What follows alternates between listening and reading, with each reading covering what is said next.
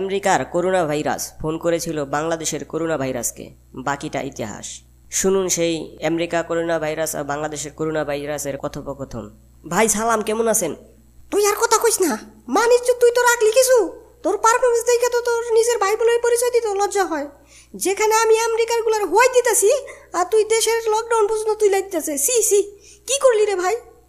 ভাই আমার কি দোষ? এদেশের মানুষ নিজেরাই তো বড় ভাইরাস ভাই। আমি নিজে না দেখলে বিশ্বাস করবেন না ভাই। প্রথম সমস্যা হইল ভাই, এগোর ভিতরে ঢুকাই তো মাংস খুঁজে পাই না, গলা থেকে পেট পর্যন্ত শুধু ধুলার স্তর। এরা নিঃশ্বাসে অক্সিজেন নেয় না ভাই, ধুলা নেয়, ভিতরে সব কেদা দিয়া মাখামাখি ভাই। তুই মাংস পাস না, অন্য ভাইরাসটা কেমনে পায়? ঘোড়ার ডিম পায় ভাই, ভিতরে ঢুকা দেখি বড় ভাইরা সব আমার নিয়ে হাসাহাসি করতেছে। বড় ভাই কেডা আবার? আরে এইডস ভাই, ক্যান্সার ভাই, হাঁপানি ভাই। বাঙালির বডির মধ্যে ঢুইকা দেখি বড় ভাইরা সব কানে ধরে খাড়াইয়া রয়েছে। আমার দেখে হাসতে হাসতে কয়, পুরান পাগলে ভাত পায় না, আবার নতুন পাগলের আমদামি। কোস কি বাঙালির অ্যান্টিবডি এত পাওয়ার কেমনে? হালারা তো না খাওয়া জাতি ভাই। বাঙালি জাতির মতো খাওয়াই না জাতি নাই ভাই। ঘুম থেকে উঠা এই খাওয়া শুরু করে, খাইতে খাইতে ঘুমায়। কিচ্ছু না থাকলেও মুড়ি নামে একটা মাল খায় ভাই, যেটার কোনো স্বাদ নাই, ঘেরান নাই, ভিটামিনও নাই। তাই ওকে সামনে খালি রাখবেন, দেখবেন গরুর মতো চাবাইতে থাকবো। ফালতু বুঝ দিবি না আমারে। এত খাইলে ওগো দেশে এত রোগ বালাই কেন, এত হাসপাতাল কেন? ভাই খাওন তো সব ভেজাল খাওন, পোড়া তেলে ভাজা, ধুলায় ভাজা, মাছিতে হাগা, পচা জিনিসে খান খায়। আর ফরমালিন ছাড়া তো কোনো খাওয়ানই নাই। ওগো অ্যান্টিবডি জন্মের পর থেকে খালি মারামারি কিলাকিলির মধ্যে বড় হইতেছে ভাই। আমি ঢুইকা কিছু কই নাই, অ্যান্টিবডি আইসা আমার থাপ্পড় শুরু করতেছে ভাই। ওগো অ্যান্টিবডি খুব ডিস্টার্ব ভাই। কস কি এত ডেঞ্জারাস জাতি? ডেঞ্জারাস কি কমো ভাই? এইখানে একটা ডিস্ট্রিক্ট আছে, নাম নিলে মামলা করব, নাম না নেই। এই ডিস্ট্রিক্টে ভাই ছাগল রাহা নিয়ে মার্ডার হইয়া যায় ভাই, লুডু খেলা নিয়ে কোপাকুপি হয় রে ভাই। খাইছে রে, এত দেখি পুরো কোপাকুপির জাতি। আচ্ছা বুঝতে পারছি ভাই, কিন্তু তবু একটু দেখ না মানে। ভাই চেষ্টা তো কম করতেছি না। কিছু কিছু ঘটনা ঘটে, এগুলি দুনিয়ার অন্য কোনো করোনা ভাইরাসের ফেস করতে হয় না ভাই। ওই দিন ভাই এক করোনা ভাইরাস অনেক কষ্ট করে একজন মাছকে বসে মাত্র ভাই রে ভাই, এমন গন্ধ মাছকে, গন্ধে সেই ভাইরাস ভাই মারা গেছে। কস কি এত গন্ধ কেন? এত গন্ধ কেন? হালারা দাঁত মাজে না? ভাই দাঁত রেগুলার মাঝে কিনা জানি না, তবে বাসায় সবাই এক মাস্ক ব্যবহার করে ভাই। বাপে মাস্ক পরে বাজারে যায়, বিড়ি খাইতে খাইতে বাসায় আহে, আহার পর পোলায় সেই মাস্ক পরে আবার গার্লফ্রেন্ডের সঙ্গে দেখা করতে যায়। আইলে আবার মায় আবার সেই মাস্ক পরে বইনের বাসায় যায়। বিতিশ্চিকিরি অবস্থা ভাই। এইটা যে ছাতা না পদ্মা, হ্যাঁ গো সে বুঝাইব কেডা? ভাইরে ভাই শুনেই তো আমার বমি আসতেছে।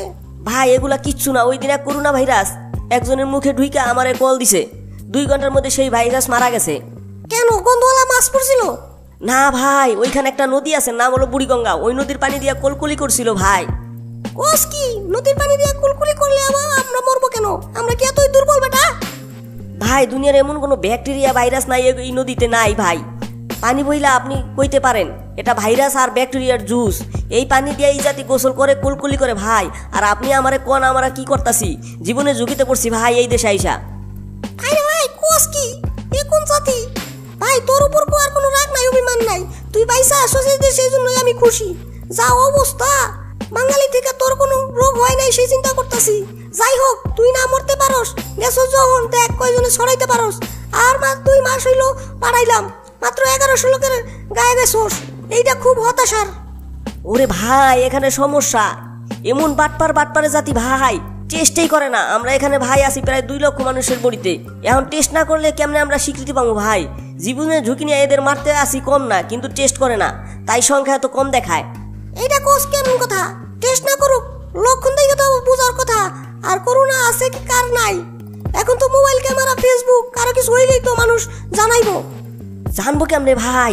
এমন অবস্থা যে এরা ধর্ষিত হইলে স্বীকার করে, কিন্তু করোনা হইলে স্বীকার করে না, লজ্জায়।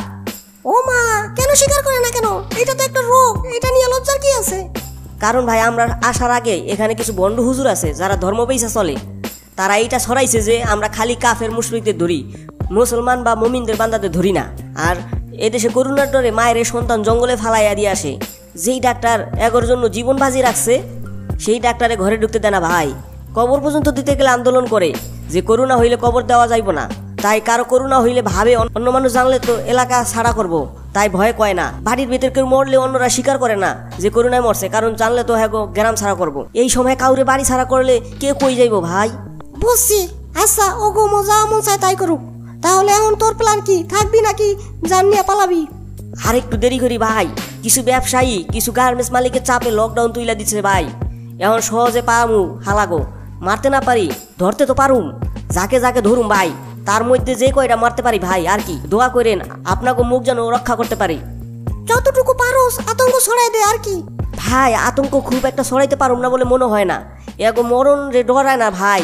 আইসোলেশনে ওরা প্রেম করে, এরই মধ্যে এদেশে গরিবের চাল চুরি করে, অর্থনৈতিক ধ্বংসের নামে গরিবের শ্রমিক কাজে বাধ্য করে, নাম ফুটাইতে কাঁচা ধান কাইটা ফালায়, ভুয়া মাছ দেয়, ভুয়া পিপিয়ে দেয়।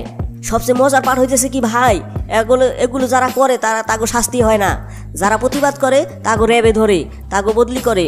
লোভ লালসায়রা এত ডুইবা আছে ভাই, মরণের ভয় এগো নাই।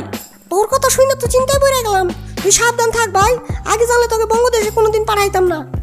যা বুঝলাম এগো তোরে লাগবে না, ওগো মরণের জন্য ওরা নিজেই যথেষ্ট। তুই আইয়া পর ভাই।